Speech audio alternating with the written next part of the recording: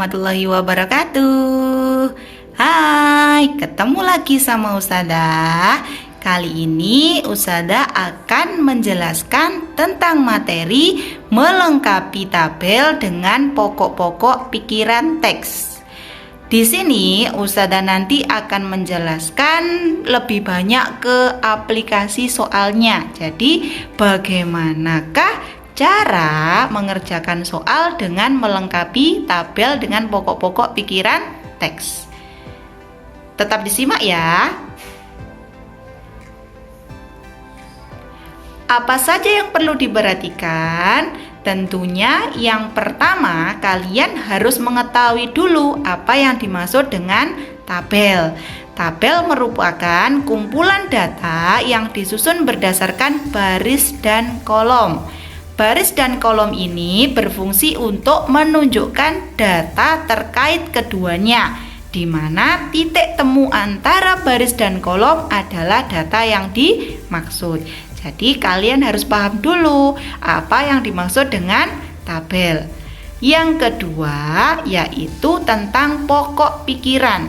Pokok pikiran juga disebut ide pokok atau gagasan pokok. Contoh tabel, semuanya pasti Ustazah yakin sudah tahu lah. Inilah contoh dari tabel. Nah, ini yang dimaksud dengan kolom dan ini yang dimaksud dengan baris. Yang mendatar disebut baris, yang menurun disebut kolom. Lanjut. Bagaimana aplikasinya di soal? Tetap disimak dengan seksama ya. Contoh 1. Coba perhatikan teks berikut. Ustazah bacakan. Ada berbagai jenis hewan di dunia, salah satunya mamalia. Mamalia adalah hewan menyusui. Tempat hidup mamalia ada di darat dan ada juga di perairan. Mamalia yang hidup di darat antara lain kucing, sapi, orangutan, gajah, dan kelelawar. Mamalia yang hidup di perairan antara lain paus dan lumba-lumba. Ingat, mamalia ada yang hidup di darat, ada yang hidup di perairan. Perhatikan tabelnya, tabel 1. Nah ini, tabelnya ada 2 kolom, tempat hidup dan nama hewan. Coba yang diperhatikan adalah yang titik-titik atau yang belum dilengkapi. Di situ ada A dan B. Coba nama hewan tadi yang hidup di darat, mamalia yang hidup di darat, ada kucing, sapi, gajah, kelelawar. Kurang 1, apa tadi? Kemudian tempat hidup itu ada di darat dan ada di... Coba kita cek. Data yang tepat untuk mengisi bagian yang rumpang adalah... Jawabannya adalah... Iya, benar. Mamalia yang hidup di darat tadi kurang 1, yaitu orang utan untuk melengkapi yang A. Kemudian hidupnya selain di darat juga hidup di perairan. Gampang kan? Coba kita lanjutkan lagi. Ustazah punya contoh yang kedua. Berbagai manfaat pohon kelapa. Semua bagian pohon kelapa dapat dimanfaatkan mulai dari daun hingga buahnya. Bagian paling banyak dimanfaatkan adalah buah kelapa. Buah kelapa yang masih muda sering digunakan untuk mainan gasing. Daging buah yang sudah tua untuk santan. Sabut kelapa untuk membuat keset. Air kelapa dapat digunakan untuk obat panas dalam dan batoknya untuk hiasan.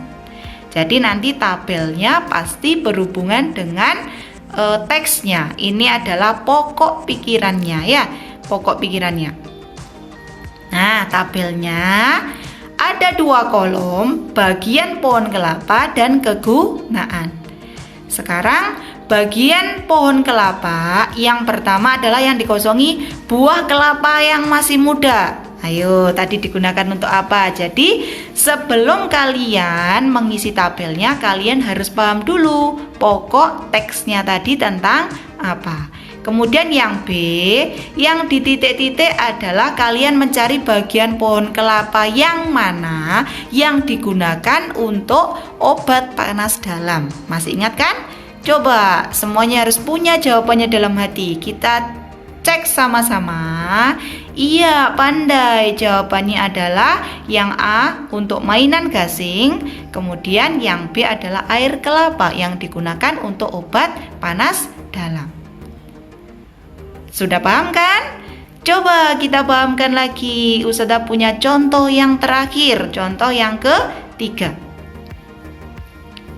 Pak Badrun adalah seorang pedagang di pasar Keputaran. Dia selalu berangkat ke pasar pukul 3:25 WIB. Ingat-ingat, 3:25 menit. Waktu yang ditempuh Pak Badrun setiap hari adalah 35 menit perjalanan dari rumah menuju pasar. Setiap hari Pak Badrun melewati rumah pedagang lainnya bernama Pak Ari. Pak Badrun selalu melewati rumah Pak Ari setiap setelah 15 menit perjalanan dari rumah. Saat itulah Pak Badrun melihat Pak Ari yang juga bersiap-siap menuju pasar. Nah, Pak Badrun. Coba yang di titik-titik yang belum dilengkapi adalah, nah ada 3, tetapi pertanyaannya adalah pukul berapakah Pak Badrun tiba di pasar? Nah, tadi berangkatnya jam 3:25 menit. Kemudian waktu tempuhnya adalah 35 menit. Ayo, jadi berapa? Coba dihitung dalam hati masing-masing. Oke? Jawabannya adalah iya, jam 4. Jadi Ustazah kembalikan tadi. Nah, jam 4 tepat. 25 menit ditambah 35 menit. 60 menit sama dengan 1 jam. Jadi berapa? Jam 4. Oke.